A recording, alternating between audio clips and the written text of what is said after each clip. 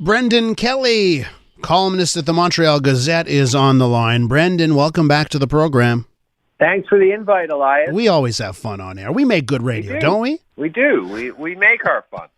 So we make our fun, but we got a serious topic this morning. Yeah. Of course, this week we found out, just for laughs, seeking creditor protection, a festival not going to happen this year, maybe some sort of scaled back thing later on, if anything. And then this morning, you've got the Montreal festivals with an open letter saying, hey, just for laughs, who's next? They're wondering who's next, and they're calling for more money. Brendan, your take on this week's news on the JFL front and how disastrous that news is for the city. It is disastrous for the city, and I think there's a lot of questions, Elias, that have to be asked. I mean, it really is first thing first, it's a serious loss for the city. This is a thing that brings in tens of millions of dollars, is super important for the international profile of the city. So it's a big loss. And they just, come out with this press release, we're going out of business, COVID, inflation. I mean, frankly, a lot of malarkey, right? I mean, I'm dealing with COVID and inflation. You know what I mean? Every company's dealing with that. How come you're going out of business? Yeah. It's 51% owned by Bell and the Montreal Canadien, and 49% owned by CAA, which is one of, if not the top agency in Hollywood. I think he's got a couple of bucks. So I'd like to know what happened. I mean, I think questions have to be asked. Tens of thousands, if not hundreds of thousands of dollars in government money, our money, has been going into this festival. Mm-hmm. And as I tweeted out and I put out something on Facebook on this, and people were saying things, and they said, someone wrote to me on Twitter and they said, they license TV shows around the world. They get corporate funding. They got all kinds of corporate sponsorship. They get government money coming in. So what happened? I mean, I think we need to know. I mean, I sound like an old school journalist. Well, I am an old school journalist. Well, you do. Brendan, listen, you're right. You got to follow the money. In stories like this, you do have to follow the money. A full disclosure for the listeners, most people know, but Bell owns CJAD as well. And you mentioned the ownership structure of Just for Laughs. Correct. And the other thing that, and La Presse had the reports this week about how the company lost $5 million last year. They owed $42 million. They owe $42 million for creditors. But here's the key, right? If we want to fall down the path, over a third of that, $15 million to the founder, Gilbert Rozon. And right. that's where I start to scratch my head. What if they just don't want to pay the guy? You know what I mean? Like that's my conspiracy theory of the day, right? Well, and entirely possible. And the whole thing is super murky, right? Because you do have to trace it back to Gilbert Rozon and all the court cases and the hashtag Me Too, and there's a whole slew of legal things there. And he had to get rid of the company. And keep in mind also, if I understand correctly, when he sold it, and I think it was a bit of a fire sale given the situation, he sold it to, at the time, ICM, which was another Hollywood agency, for $65 million. So there Gilbert got his money, and now is the public paying for this. And I think one of the things, too, is that what happened is ICM bought the company, and then ICM got swallowed up by CAA. Yep. And then CAA is like, okay, we can't get any government grants because we're not a Canadian company. So they have to, that's when they brought in the Canadien and Bell, right, because you can't get grants, as you know, unless you're Canadian. And as someone off the record described it to me, it's a bit of a shotgun marriage. You have a Hollywood agency, you have the Montreal Canadien, and you have Bell.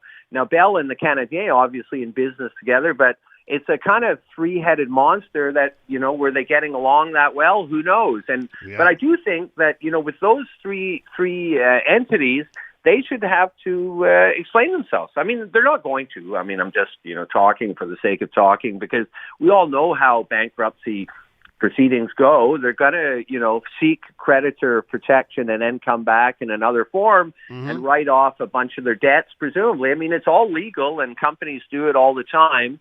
And as you say, maybe part of that is not paying Gilbert Rozon, but it's also not paying a whole bunch of other people. But I think that the fact that there's a large amount of government money, but it's also the other thing to keep in mind is it's a French and an English thing, and all these people online commenting about Legault and Bill 96, absolute. That's malarkey. It's malarkey, but it comes because, unfortunately, too often in the English media circles, we lend credence to the people that throw out there that Legault is a fascist, all these nonsense types of things. But in this case, Elias, it's absurd because we have Juste pour rire as well. So it's also a very big French event, so this is not what's going on here, but it is a very important English event, and our community, as you know, is so diminished. Mm-hmm. You guys have had cutbacks, Postmedia's had cutbacks, the media's smaller, the community's smaller. Just for Laughs is super important. It's a very important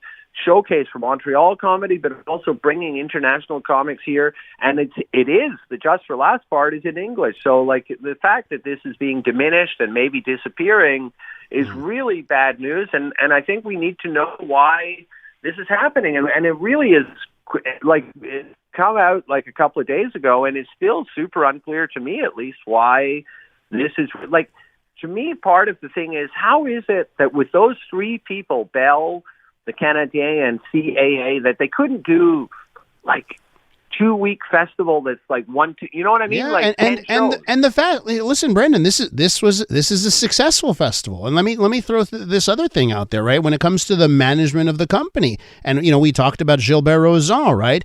Some people, obviously, we know all of the faults that have come out over the last few years, but a lot of people say, boy, but he knew how to run a festival, he knew how to run Juste pour rire, right? And he did a good job at that. So I hear that aspect, but then I hear stories, and one of the creditors, someone that was hired as an archivist and historian for the museum, and apparently Gilbert Rozon says you have a job for life. Here's your contract, job for life. So they owe this guy $700,000 about and then the bailiffs show up 2 weeks ago and start grabbing assets, as well they should, because the court ruled that they owe him $800,000 or something. Yeah. And as someone said to me on Twitter when I posted that story, they said, "Hey, where do I apply for that job for life?" I mean, what kind of world is this where some guy promises him a job for life? So where when companies go bankrupt, Elias, and I'm not telling you or the listeners anything they don't already know, it's because they're badly managed companies. So this was a badly managed company. I was also hearing that inside Juste pour rire, Just for Laughs, they were not innovating. They weren't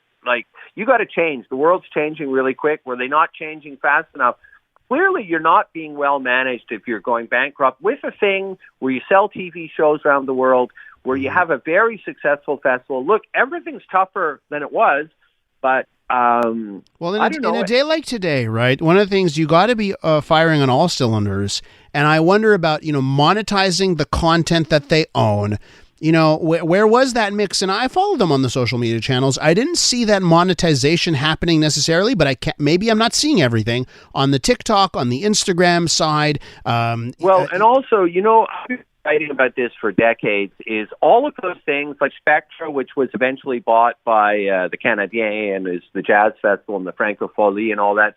They always had, and Just for Laughs is the same, the festivals are nonprofit organizations, so they can get government grants, right? And they always say, "Oh, we're not actually making any money. It's all, and then they have private companies beside that make the money. And in the case of Just for Laughs, it was the TV company that would shoot the shows and then sell them around the world and sell Just for Laughs gags. And so a lot of money was being made by these private companies. And that's the other question is, are any of those companies still in existence, or is it just the best? There's just so many questions hanging around there that deserve answers, but we're not going to get those answers, almost guaranteed. That's just the way it goes. And the other thing, too, is we lost the World Film Festival out of sheer mismanagement, right? It was just managed into the ground. And so we no longer have an internationally recognized film festival. We used to have the top comedy festival, we would say the best in the world, but whatever, one of the best. And are we losing that? Brendan, that's the question this morning, right, from the open letter. Which one's next? Brendan, listen, you are a great columnist. You're also good radio. Put that one on the board. Got to leave it there. I appreciate that, Elias. Always a pleasure, man. Brendan Kelly from the Montreal Gazette.